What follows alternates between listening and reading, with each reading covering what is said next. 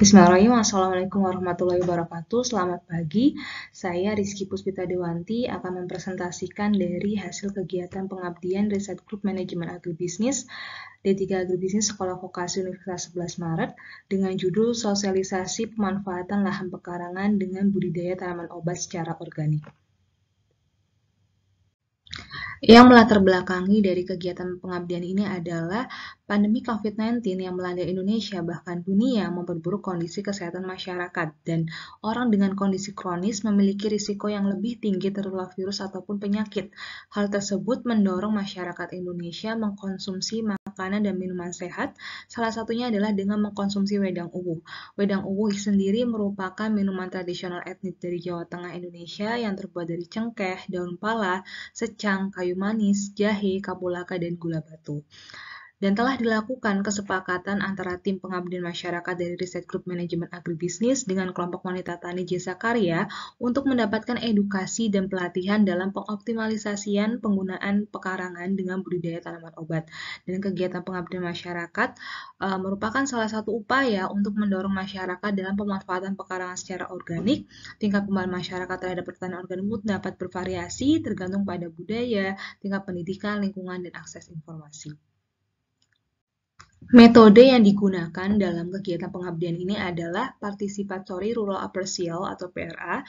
Participatory Rural Appraisal ini merupakan suatu metode pendekatan dalam proses pemberdayaan dan peningkatan partisipasi masyarakat yang tekanannya pada keterlibatan masyarakat dalam keseluruhan kegiatan pembangunan. Dan dalam kegiatan pengabdian ini dibagi menjadi 5 kegiatan. Yang pertama ada survei lokasi, kemudian identifikasi masalah dan kebutuhan mitra, yang ketiga ada sosialisasi optimalisasi penanaman tanaman obat pada lahan pekarangan, yang keempat ada pembuatan demo tanaman obat, dan yang kelima ada monitoring, evaluasi, dan publikasi atau diseminasi hasil program. Untuk hasil dan pembahasan dalam kegiatan pengabdian ini kami bagi menjadi 3 subbab. Yang pertama ada deskripsi pelaksanaan kegiatan.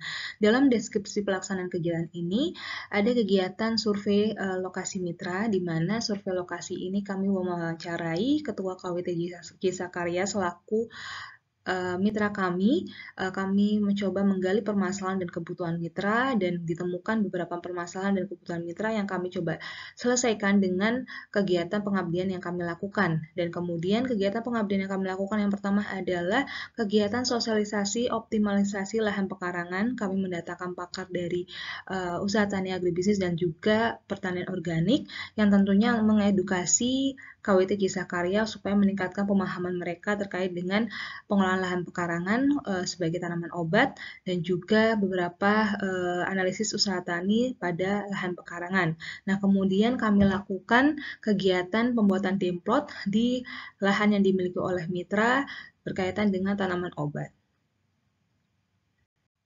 Dalam kegiatan pengabdian telah kami lakukan, terdapat peningkatan pengetahuan peserta yang tentunya memberikan manfaat untuk peserta KWT Jasa Karya yang diantaranya sebagai berikut.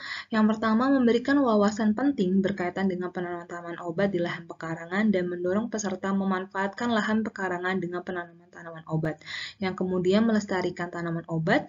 Yang ketiga, diharapkan kedepannya dapat meningkatkan level keberdayaan mitra secara kuantitatif dan kualitatif, baik itu pengetahuan, keterampilan, pendapatan mitra, jenis produk yang dihasilkan KWT Jasa Karya, jumlah aset, dan income generating mitra.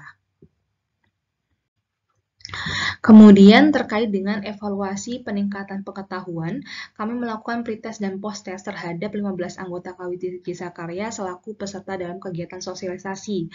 Ada 10 pertanyaan yang kami berikan.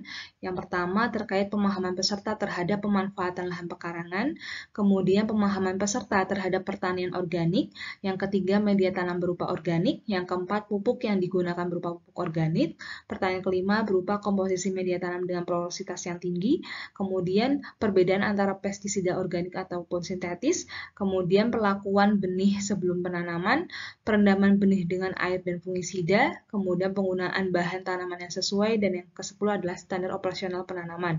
Dari hasil pretest dan post-test terdapat peningkatan pemahaman peserta terhadap 10 pertanyaan yang kami ajukan, dan rata-rata peningkatan pemahaman peserta adalah sebesar 44%. Adapun kesimpulan dari kegiatan sosialisasi optimalisasi penanaman tanaman obat pada lahan pekarangan dengan mitra KWTJ Sakarya yang berlokasikan di Gondang Rejo menunjukkan tingkat antusias peserta.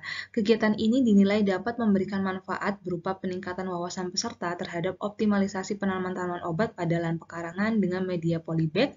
Rata-rata peningkatan pengetahuan peserta yaitu 44%. Berdasarkan kegiatan ini dapat disimpulkan bahwa peserta tertarik dan kooperatif dalam mengikuti kegiatan pengabdian masyarakat terkait sosialisasi penanaman tanaman obat pada lahan pekarangan beserta pembuatan demplot tanaman obat. Diharapkan kedepannya dapat meningkatkan level kebudayaan mitra secara kuantitatif ataupun kualitatif, pengetahuan, keterampilan, pendapatan mitra, jenis produk yang dihasilkan oleh KWT, jumlah aset dan income generating mitra. Sekian presentasi dari saya ucapkan terima kasih.